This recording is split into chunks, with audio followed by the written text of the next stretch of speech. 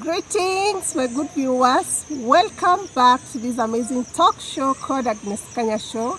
I'm your host, called Agnes Nkanya. How are you doing? Hope mko poa. This is another new week of another vlog. Today we are in episode 7 of I've been taking you through about the journey of my life, of unstacking my life from season of pain to season of purpose of leadership, purpose of my voice in community initiative, humanity work. I've been taking you through what I've gone through, and so far we are in episode 7. That is what we're documenting here today. And I would wish to tell you what I currently do. For those who have been new in this vlog, I'm a human rights advocate that promotes and champions rights, inclusivity, and justice of the vulnerable people in the community. We also promote and protect the rights of the special interest groups in the grassroots of Tharaka Nithi County. We also promote and support their social welfare by donations of mattresses, blankets, through an organization called A.R.S Foundation, which is a community-based organization registered in Tharaka Nithi County. So I've been taking you through my journey, and today is episode 7 of the things I've been able to overcome and the far I've been able to strengthen myself back to serving the community. Them that are new in this video, you go down below, you get to see my journey from the first episode was about who I am, what I was doing before I got into the human rights advocacy work, what is my professionalism. The other thing you'll be able to learn about me from the videos that are down below from episode 1. You also learn about my family, which kind of a family I come from, why I changed from being a civil servant to getting into politics and getting into the human rights work, and the far much lessons and journeys I've been able to overcome. So today, the last episode, we talked about how I was able to settle down after I was chased away from home, and I took you through the kind of drama and pressure my parents put me through. So if you have not watched, go down below and you'll get to know much more about my journey. The essence, what has inspired me to start talking about my journey is because the many questions people have been asking me in Tharaka Nithi County at the grassroots levels when I go to serve in mashinani. And before we get so much about the video, let me take you through on what I've worn today, the kind of dressing and how I look today. I have a simple dress that is pink in color, as you can see, and then I have some shoes.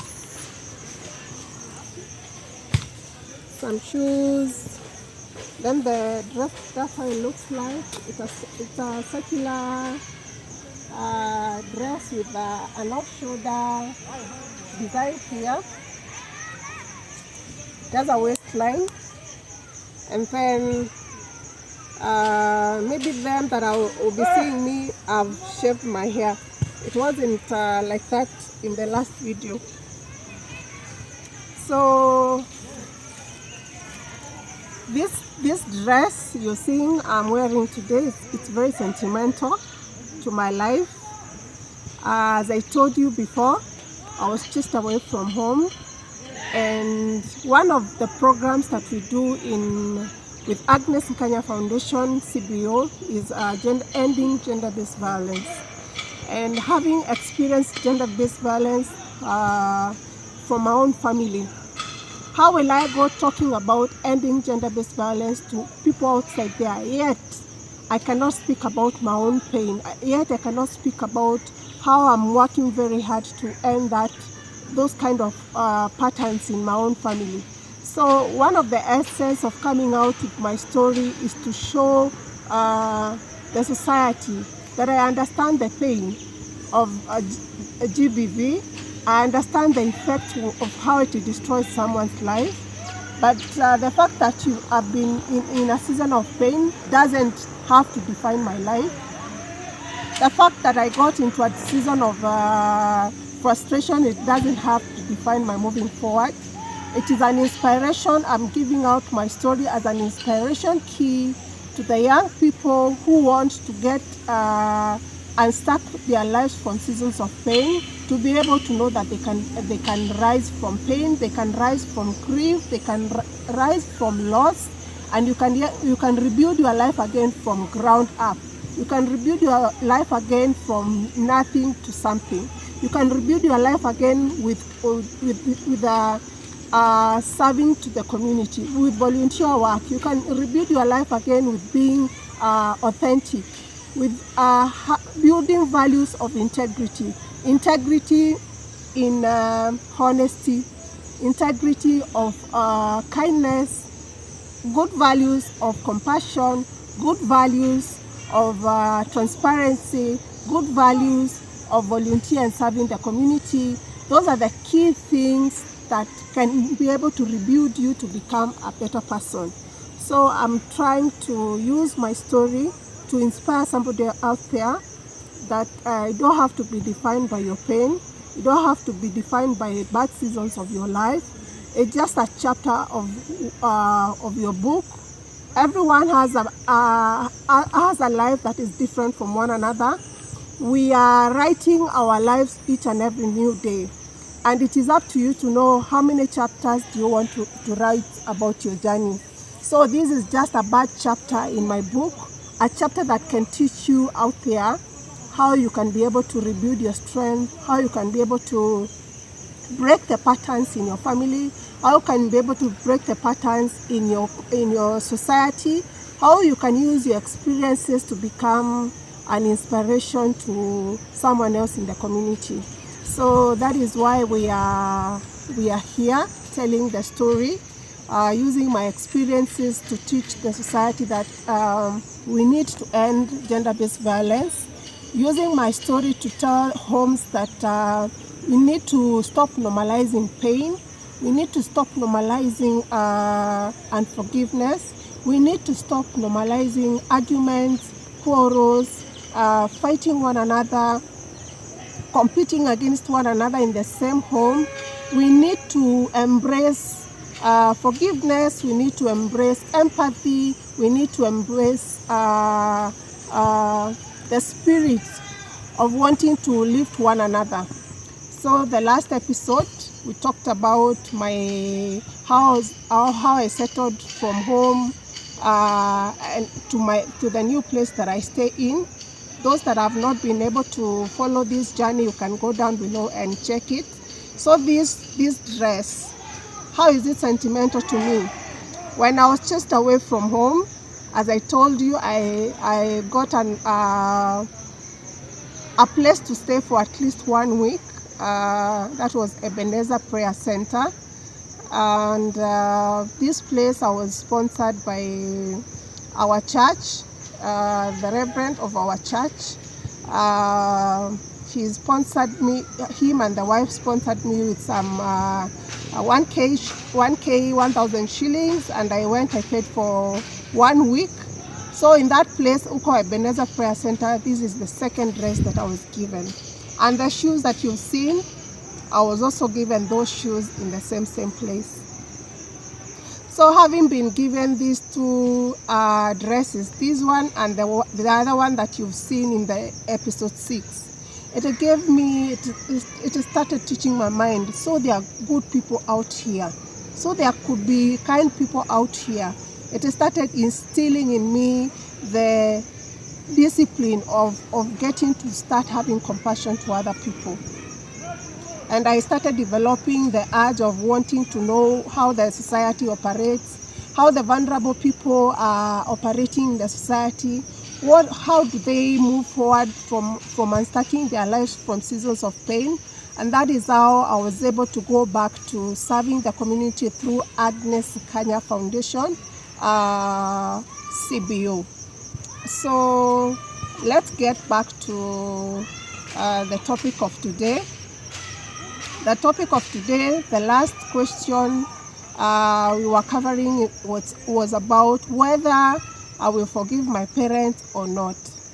And I've come to answer this question so that now I can be able to give more clarity of my way forward of what I'm doing with my life. One thing about what I've come to learn about forgiveness, it benefits you more than your offender. And one thing about unforgiveness, holding grudge against someone it's not something to be proud of. Unforgiveness, it's not something you can hold it and say that it is an achievement of anything.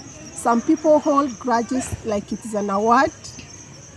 You can imagine the relationship between my parents and I since 2022. Now we are in 2022, 2023, 2024, and now we are in 2025. 4 good years. We've not talked with my parents. They don't call me. I don't go at home over Christmas. We don't associate. We don't communicate. We don't check on one another. After my mother chased me away from home, she barred me and isolated me from everything. So it has been a very tough journey to bear the pain in my heart. And when I went seeking God's help, I had to learn about aligning to the God's will. And the God's will says you need to forgive your enemies. You need to forgive those that have offended you so that He can get to forgive you. There is this commandment about our Father who art in heaven, hallowed be the name, your kingdom come, your will be done on earth as it is in heaven. Give us this our daily bread, and may you forgive us our sins as we forgive those who trespass. So it is a condition. You forgive us our sins as we forgive those who trespass against us, as we forgive those who sin against us. So if you don't forgive other people who hurt you, God will not forgive you. So, and because I had been so broken and I had no other choice other than obeying the principles of God. One thing I've come to learn about God, He has His own principles. You can say you love God, you're saved, you're this, you're that, but there are those key principles that you have to align yourself with for Him to walk with you in each and every season. So for me, because I didn't have a relative, I didn't have friends, everyone ran away from me, and I wanted God to walk with me, I had to obey His principles. I forgave my parents in 2023 when I went to the police station and withdrew the court case against them. Them that have been following my story will know that I had filed a case against my parents after they chased me away from home, because they chased me away from home through domestic violence. So I decided to let go of that pain. I forgave them. I withdrew the court case at the police station. The files are still there, but I've never invoked that case because I chose forgiveness. And despite the fact that I chose forgiveness, my mother was advised we get to have a reconciliation plan of how they can settle me down, but she chose pride, she chose ego, she chose unforgiveness, she chose putting barriers and walls. So them that have been asking me, why don't you go home? Why have you not been looking for your parents? How will you look for people who have already put a wall for you not to access them? My initiative, I did my part.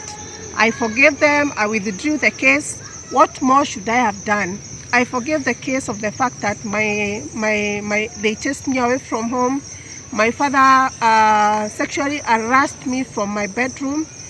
Actually, every time I think about my parents, or what I remember, the image with my dad is that day when he was beating me up when I was naked. You can imagine at my age, I'm a youth, my own dad taking nyahunyo. I don't know whether mnajua nyahunyo ni nini. It's a long whip that made of zile tails za vitanda za kitambo. It's a long whip that you can use as a whipping stick to whip someone. My daddy was hitting me with it while I was half naked. So them that will follow my story will be able to get to know what happened about all that. So every time I remember about them, that is the picture that comes in my mind about me and my parents. But I chose to forgive that. I chose to walk past that, and I chose peace. Since then, I've never gone to ask for anything from them. I've never confronted them. I never went asking for any kind of issues or anything. I chose peace.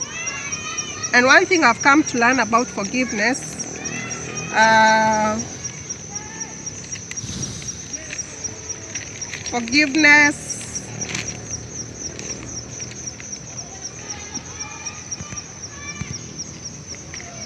you forgive because you do not want the pain of your past to control your present.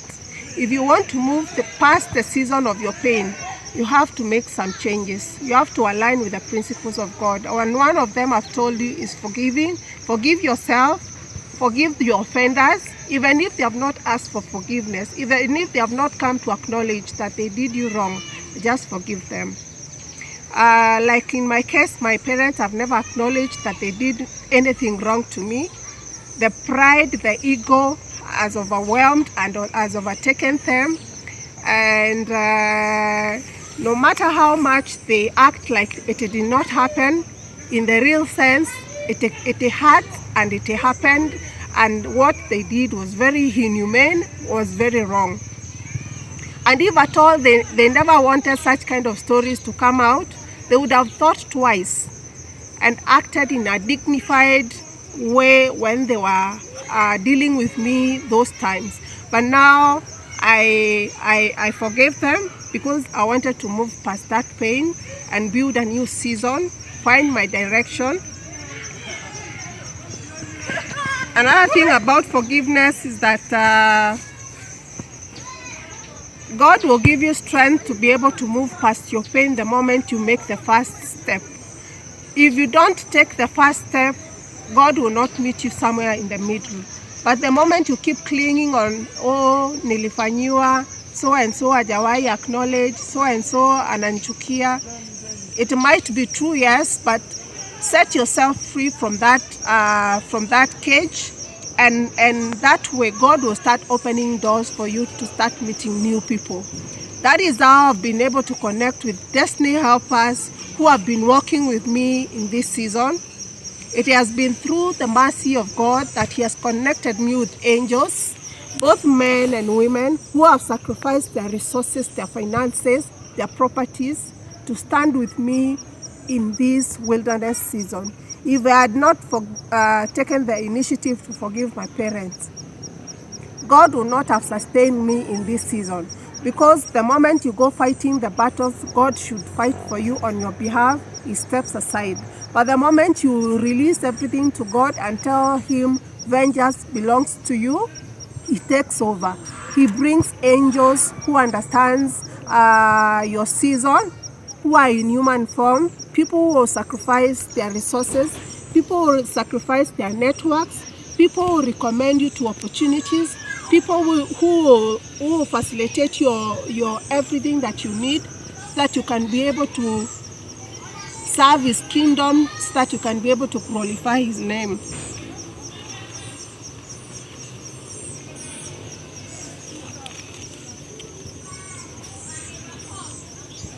So, forgiving my parents, it has not been easy. It is a kind of a pain that I'll never forget. but I have taught myself to move past it so that I can be able to know what more blessings God has for me. Another thing about forgiveness is that there's a principle in the spiritual realm. Them that are aligned in the spirit of wanting to grow in this will know that life is very spiritual more than being physical. And there's a principle that says if you are victim or a loyalist to a particular government, you cannot challenge it. Well, whoever you yield yourself to is servant to obey. What am I trying to say? Right now we have a government, giving an example with this. Right now we have a government of Kenya Kwanza.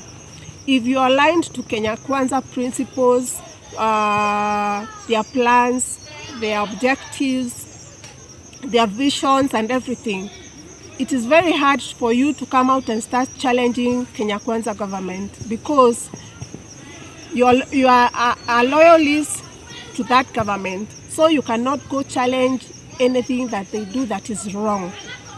If you are aligned to a certain mlengo in leadership, you cannot go challenging the mistakes of that alignment. So the same thing, you cannot be able to challenge a certain government. Is the same way the spirit world operates. The world the spirit world operates in two dimensions. There's the darkness side and the light side. You cannot start saying God, you love, you love peace, you love prosperity, you want blessings, yet this other side of you have not done the forgiveness part.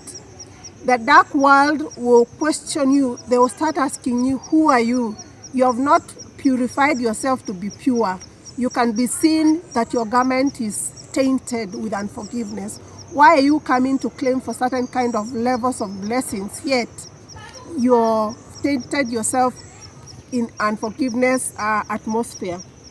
So you have to clean yourself by following those principles, by letting go and putting in the action of really showing reconciliation, really showing a love, really showing that you're making steps to forget everything that your offenders did to you. Another thing about forgiveness is that if your garment of lifestyle is not pure from what is the principles of God they are teaching about, it will be very hard for him to fight your battles. Many people have been asking me, how do I survive since my parents don't talk to me? Who has been taking care of my bills? Who has been handling ABCD? How do I cope emotionally? All these things I can say it is God. God has been fighting my battles behind the scenes.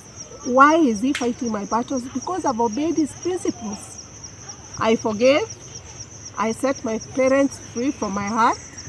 And I said, let him handle my battles. The other thing I did is aligning to his will. If you want God to fight your battles, you have to align your life to his will, to his kingdom work.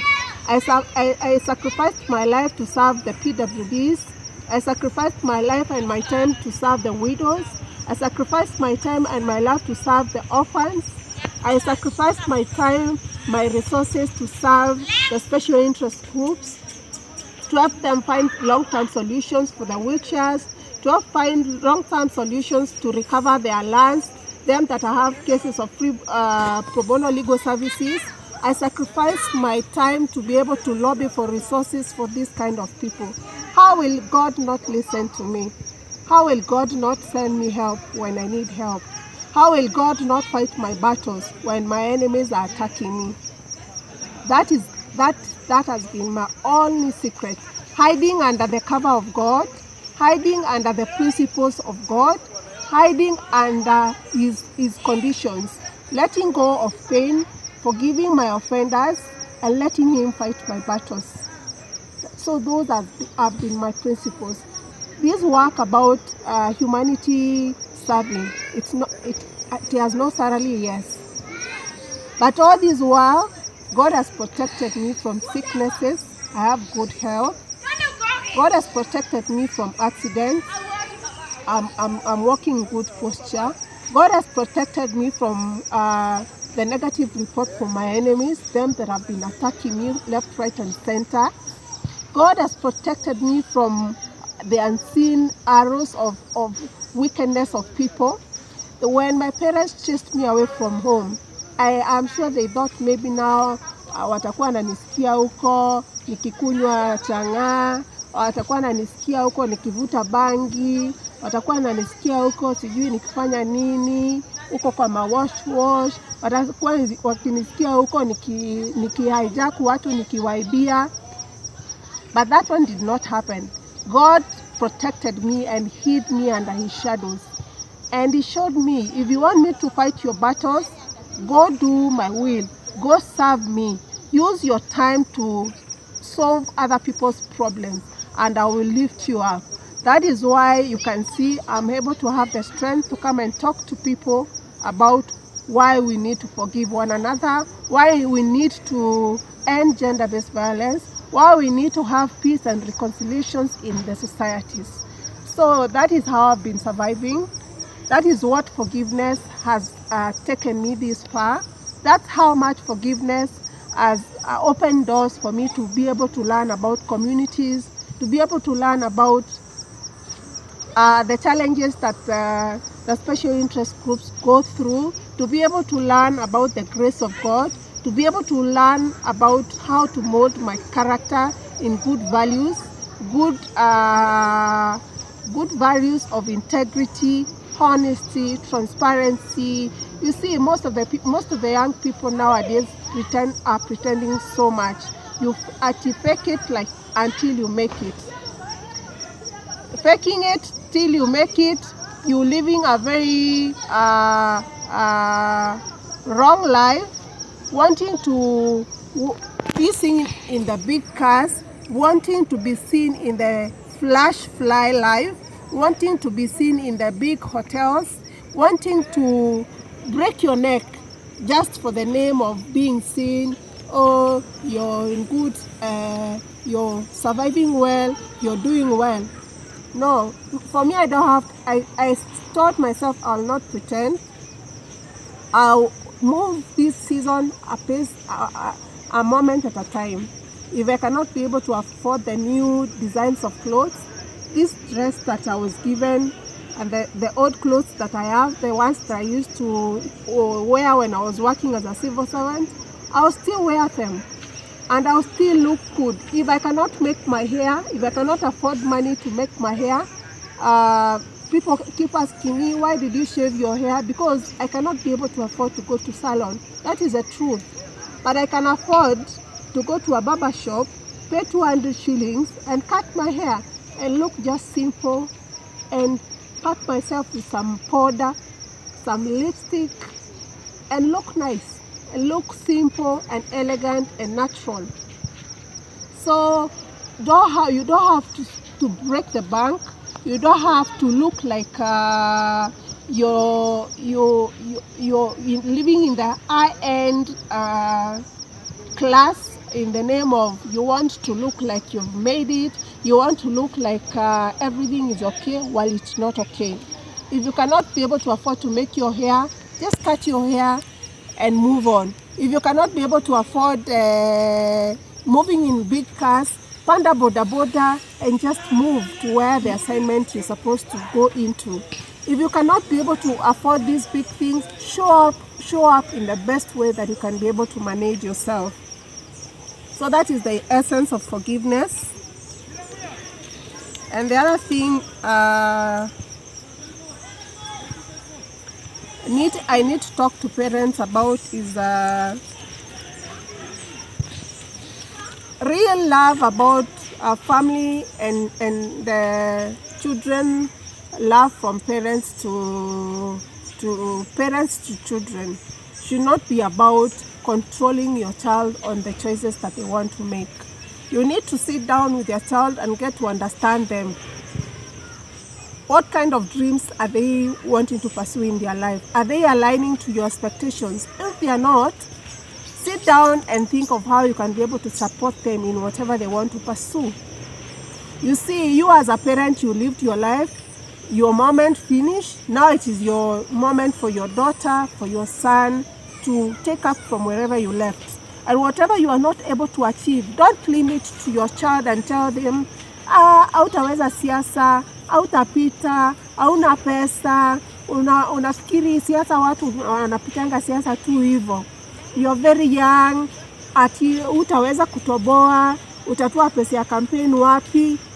Those are the kind of words we should be talking to our children about when they want to achieve their visions. Find a goodwill of supporting what they want, and in the goodwill supporting them, speaking well of their visions, speaking well of their careers. That is how other people are going to come in and join you in supporting that bigger vision that your child wants to achieve. Real love is not about forcing your children into careers and pathways that satisfy you as a parent, that satisfy your ego as a parent, while you're destroying their passion, while you're destroying their self-esteem. Real love is about investing and in molding your child to what they're passionate about, to what they have an interest about.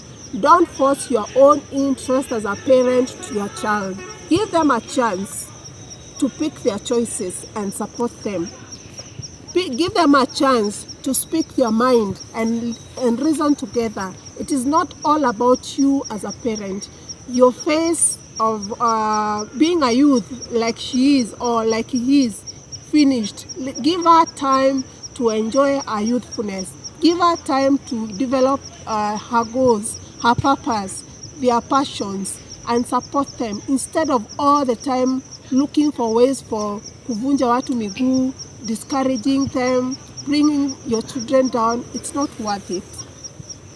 Life is measured in purpose and transforming others' life, and not how much long one has lived, and not how much one long has served as a civil servant. Now, because my parents wanted me to retire in the 60s as a civil servant, what is the big thing I would have done in those 60 years if I would not have gotten an opportunity to get into serving the community? So life is about understanding your child's dimension, what they want to do, and then you guide them, work with them, and then make them see your kind of angle of understanding slowly by slowly, but not making everything hard all at once. So that is the essence about forgiveness in today's story.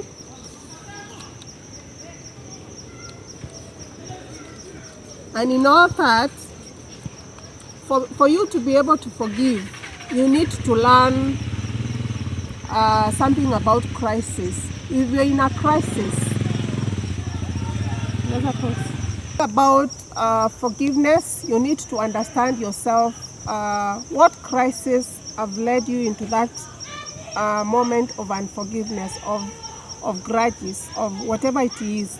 The moment you understand your crisis, then you get to learn what it is that crisis had come to teach you. Some things happen in life not just because they have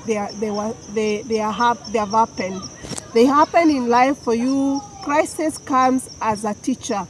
Crisis and pain, conflict, situations of frustrations of life come as a teacher. That is what I've come to learn about pain.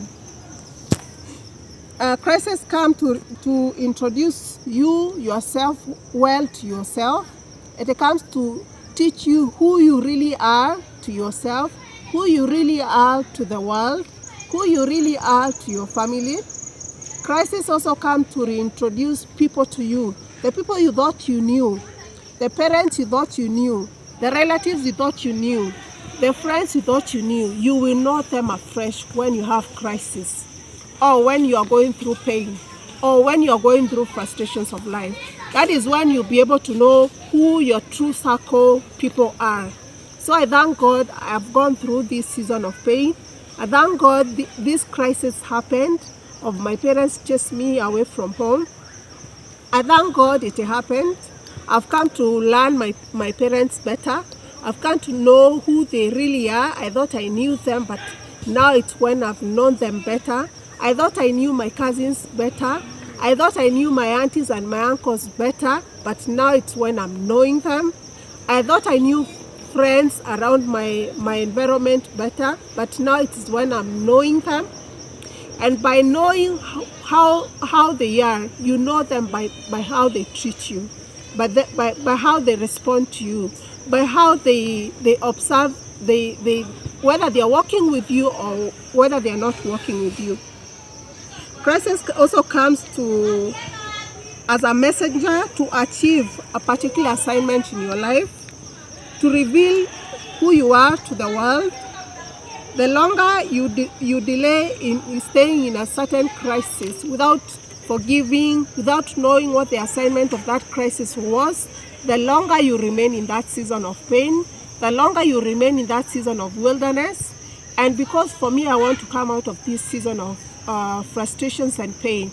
That is why I'm walking this journey with everyone, letting them know where I am, so that if you feel that you can become a blessing to me in this season, it will be a great honor for you to reach me out on the number that I'll pin down below, so that I'll be able to find a new community of the people that are understanding the new direction that I'm walking into. In this season of crisis, I have learned that there are people who get to celebrate others and get joy when they see others in pain, when they see others in humiliation. There are people who celebrate in that part. They are so overjoyed. They are like, that is what motivates them. Gossiping about you, gossiping about your frustrations, gossiping about how bad you are, gossiping about how you cannot amount to anything, gossiping how you never rise up again. There are people now who get joy in such kind of situations when you're in crisis. And I thank God I've known them and I've known how to live with them. Another thing I've learned about crisis is that people will be very happy to spread negative information about you when you're in crisis, some which are not true, 90% of which are never true. They just fabricate it because they enjoy that momentum of when they hear that you're in crisis, they want to add more and more of whatever is going on around your life. And I wonder, why are people like that? Why should people get joy into humiliating others more and more instead of coming together to become a blessing? Like, for example, I've been requesting people to subscribe to my YouTube channel. We have so many people in Tharaka Nithi, but you see, people just pass you like you do not exist. That's how you get to know what kind of an environment you live in when you're in crisis. So this season, it has taught me so much. And I have also learned about kindness in the same way. I've also learned not to judge people in their different seasons of pain. And in all this, I choose compassion. I've learned more about compassion in this crisis. I've learned more about kindness in this season. I've learned more about wellness, of lifting one another in this season of my pain. So simply what I'm saying about crisis, it has birthed a better version of me than I was when I was a civil servant. It has birthed a better version of me to understand the community at the grassroots level better than I was a civil servant. It has costed me so much pain and tears, yes, but at the same time, it has birthed a lot of resilience in me. It has birthed a lot of courage in me. It has birthed a lot of understanding of other people's pain. It has birthed in me to get to know that not all seasons are the same and nothing is permanent. So if you're in a similar kind of a season, I want to wish you God's blessings. I want to wish you God's favor, for Him to lift you up, for you to find your community, for you to find your tribe, people who believe in you, people who will be willing to walk with you. May God open doors for you, and let not limit yourself in bad season of life. Do not let bad situations of life be what that is going to define the rest of your life. Let not people be saying, oh, alikuanga civil servant, siku hizi tunamsikia anakunywa chang'aa. Let a bad season, let it not make you worse, but let it make you better. I don't know whether people are getting that. When in your bad season, come out of it better, but don't let the pain consume you until you become worse than you were before. Okay? Use that season of pain to rejuvenate yourself, to rebuild your character, to rebuild networks, to open your mindset to know that God works in mysterious ways. Align yourself in God's principles, and you fight this battle for you. So the next season we are going to talk about, the question people asked me is about how I survive, where I get my sustainability of my monthly upkeep. That will be the next topic that you're going to talk about in this platform. And for the new viewers, the new subscribers, I want to say thank you so much.